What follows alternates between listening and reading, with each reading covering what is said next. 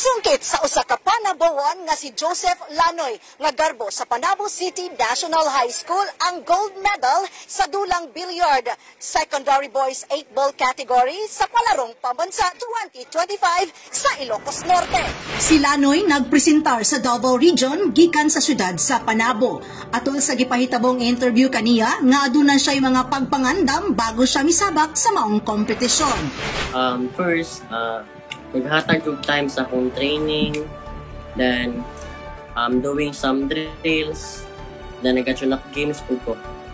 Then, tulog yun sa'yo. Sigun pa ni Lanoy nga dili niya makalimtan ang maong experience nga mao'y naghatod kaniya sa kadaugan ug iyang dakong kalipay ang nakita nga suporta sa iyang pamilya ug sa ilang mga coaches. Gisaysay usab niya nga wala nagpaulahi ang lokal nga panggamhanan sa pagpangulo ni City Mayor Jose E. Relampagos sa pagtunol og suporta isip dugang tabang sa ilahang dula nga nakahatag og dugang kalig-on ug kabaskog atol sa maong kompetisyon.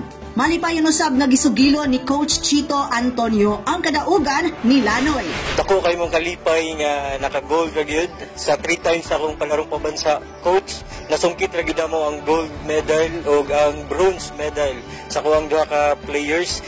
Kana siya pinaagi sa tabang sa Ginoo nga nakuha namo og labi na sa support sa among principal Sir Manuel, SDS, Ma'am Jinky, nga niadto gyud dito sa playing venue. Sa pinagi silang support, nakuha po mo ang gold medal o bronze. And we are 3rd place overall ranking sa billiards, ang Region 11. Si Lanoy usa sa mga tingog ug dungog sa kabatan-unan nga adunay pagpursige nga makabot ang pangandoy.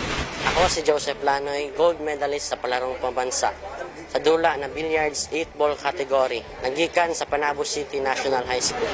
Kampan sa kamera si Richard Ligtas, kini si Dali Amag, nagikan sa City Information Office Broadcast Services alang sa Frontline News Panabo. Importante, import.